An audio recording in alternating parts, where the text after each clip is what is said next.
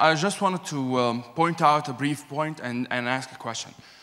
First of all, Mr. Tarek, you started your talk by talking about the regressive actions that were taken by Mubarak against the Islamists, against the Muslim Brotherhood, and against the Salafi movement. And me, myself, as a non-Muslim Brotherhood member or a non-Salafist, before the revolution, and I'm joined by many of the young people here in Egypt, we're standing with the Muslim Brotherhood and the Salafists to gain the right to express themselves, to join elections, and to join the political movement. Now in the days, I've been faced with lots and lots of threats, death threats. I've been faced in the street by a guy who's coming from a religious background, who is pointing a shotgun at me and saying, "Allah Akbar, kill the infidel." This happened to me at Ittihadiyya. When did this happen to you? I cannot recall the date exactly.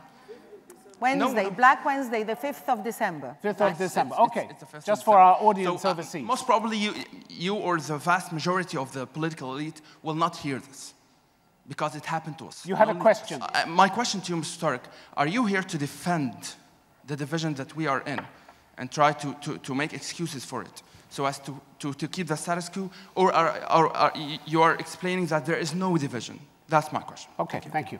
Well, thank you very much. I'm really sorry to hear about what happened to you at Ittihadiyya, but I'll rest assure you that there are cases, of course, but it's not everyone who have a grown beard, you'll have to clash him as a Salafi. He might be anyone who wants to, because some people want to make the divisions. Some people might say, I'm a liberal, and do something in the name of liberals or in the name of Salafis, vice versa, etc. So I won't take this, but when I speak about what I'm trying to convey, the message here today is that there was a division in the country, specifically against human rights. I can speak to you about lots of issues, like even the rights of handicaps, the rights of... But the message is that these divisions are there and getting worse. No, they are not getting worse. What I mean is the only way to build the country is that we respect each other. It's not the matter that if this president is not from my sect or from my beliefs, then I'll have to be against him and I'll have to make him fail. What I'm trying to say here, please all be aware that if you